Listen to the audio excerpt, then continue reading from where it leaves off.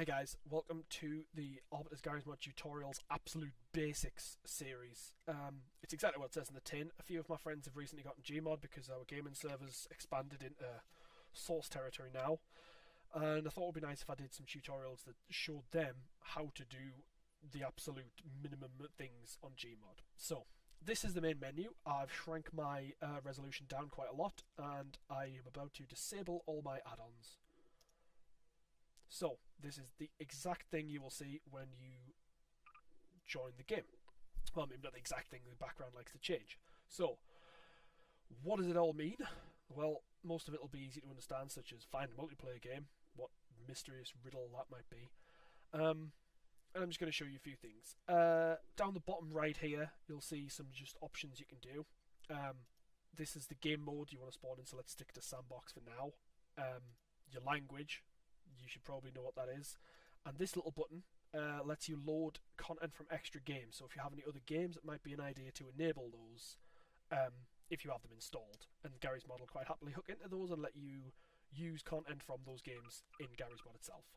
So what I'm going to do is just start a new game. This is the map selection screen. On the right hand side here you can see whether you want single player or other players playing.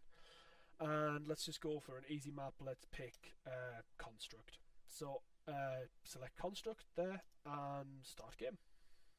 So the map should have hopefully loaded and you'll be presented with this. You'll be holding a blue gravity gun type thing. You'll have your health and you'll see the map in all its wonderful glory. So you may not know anything about Garrysmod, but what you do know is that WASD will be move, control will be crouch, space will be jump, and all the rest of it. If you use the 1, 2, 3, 4, 5, 6 buttons, you will see weapons similar to that in Half-Life 2, including the gravity gun and the physics gun. Obviously the physics gun being the kind of blue version that we saw in the end of Half-Life 2, if you played it, which you should have done. So, you'll see the phys gun, if you left click, just kind of emits this blue beam, and that's about it. So, how do we get started? Well, one of the first things you can do... Oh, also left shift to sprint. So, how do you bring up anything? How do you spawn anything? What do we do? Well, the main button you're going to be using is Q. And Q brings up the menu. Now, the first thing you'll probably see is this huge list of items in the middle. And as you may guess, clicking on one of them will spawn it. And there's a bathtub. So, this is known as the spawn list. And you can see at the left-hand corner here, it says spawn list. And what it does is it brings up a list of props which you can spawn into the game. If you've added in any extra content from other games, like I showed you at the start, you can load those in as well. For instance, here is Lewis, although he's very dark at the minute. That wasn't intended to be racist. There he is. And there's Lewis. See? He's happy. Look happy, Lewis. So, you can spawn in any content you've got from other games, but there are some default settings such as construction props, comic props, and down in the middle here, general builder props and other sections. And what you can do is just sort of spawn these items in. You know, they're varying different sizes. For instance, like that. And then some of these items you may recognise from Half-Life 2, specifically these barrels, and some of them, you know, come from other games, such as I can spawn in. There's the sofa from... No, there's the snowman body from CS Office. So, with this menu on the left here, you can spawn in any items. This menu is kind of separated out into two halves. The left half is stuff you can spawn in, and the right half is stuff you can apply to the stuff you have spawned in. So, on the left here, you've got your spawn list, which contains props. The next tab along is weapons, so you can spawn in, say, a crossbow or an SMG. Entities, you can spawn in some stuff like bouncy balls, which you can eat for health for some reason. Or you can pick one up with the gravity gun and fire it, and it'll bounce, which is wonderful. You can spawn in NPCs who act like normal, you know, AI. So there's a stalker. He's a bit of a cockhead. And you can attack them and they'll die the same. But be careful because they kind of like bug out while they fall on the floor because you can't pick them up anymore. Then you've got vehicles, which act like real vehicles, so you can spawn an airboat and drive it around. And the more content you have, obviously, the more you can spawn. So there's a jalopy from Half-Life 2 Episode 2. And the rest is kind of irrelevant. For instance, in this section we have dupes which you can spawn other people's stuff in, but we'll get into that. So, sticking with the spawn list. Let's say we want to spawn a general thing. So, we spawned a prop, we want to use it, what do we do with it? Well, one of the first things you can do is pick it up. With the fizz gun enabled, which is under section 1 of your weapons, if you left click this beam that emits, as soon as you hit a prop, you'll pick it up. And it will defy all physics. You can ram this through walls, through people, through anything. You can stand on it, and if you lift it up, it will levitate you. And that's known as prop surfing. Don't do that, because most servers will frown upon you for doing this.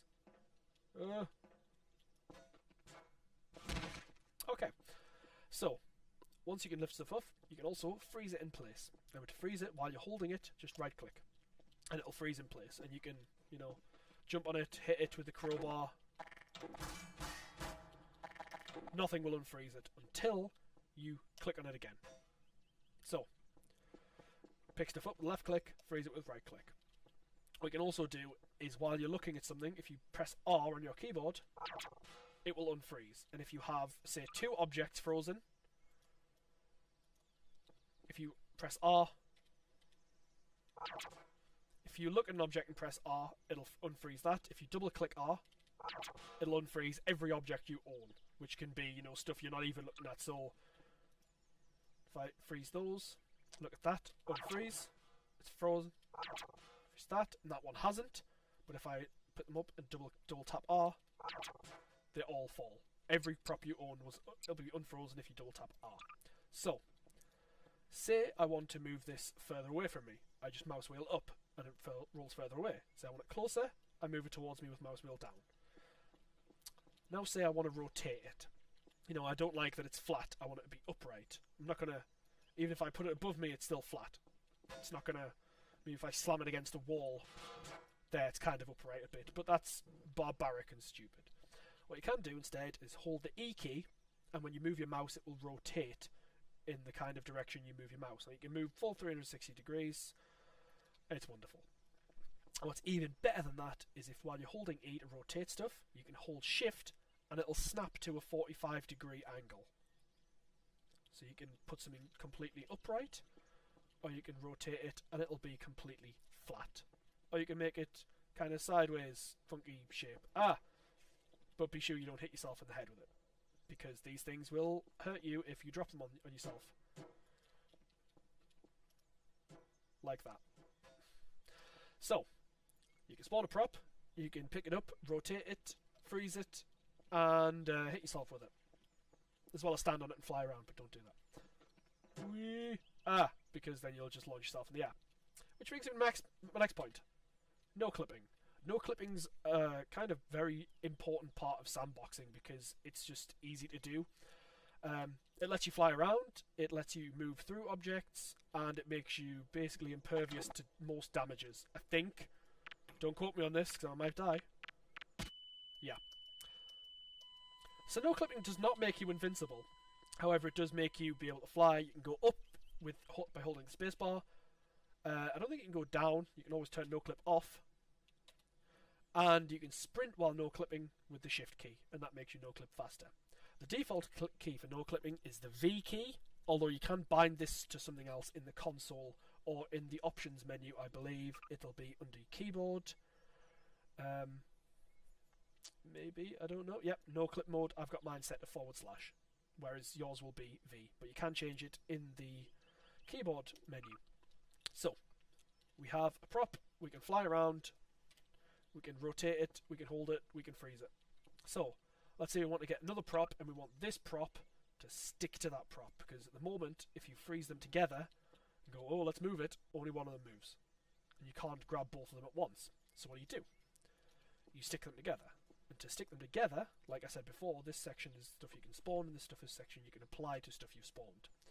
In the constraints section, which is the very top menu, is things you can apply to more than one object to constrain them together. So, for instance, we can elastic them together, and we can say, okay, this elastics to this.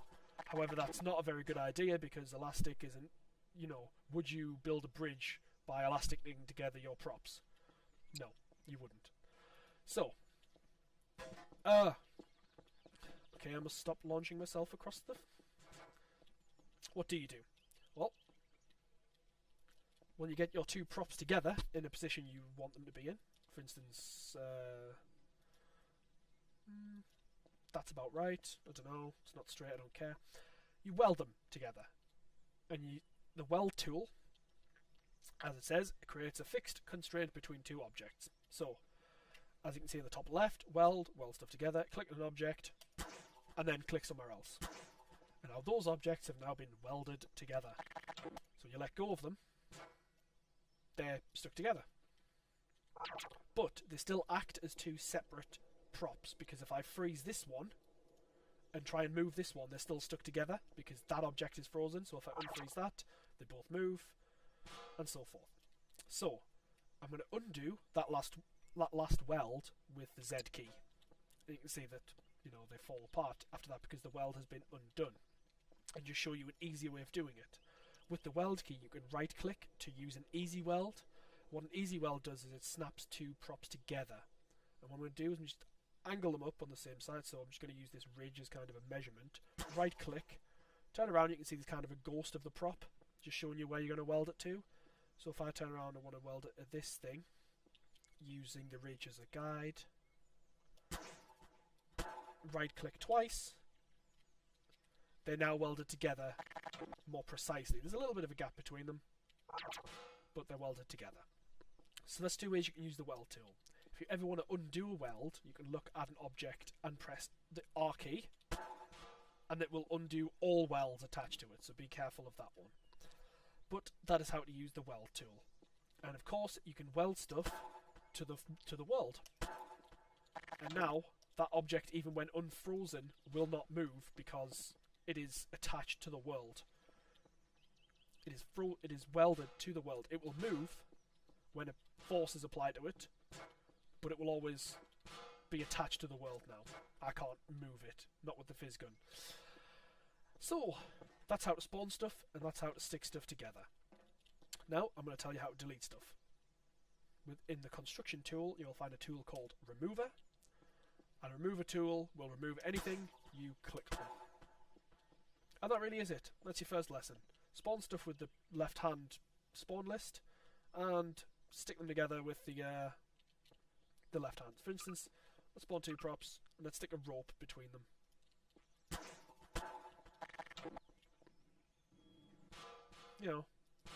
And there's a dangly rope bit, And it really is that simple. Let's see if it can hit me in the face. Yeah, it didn't hurt.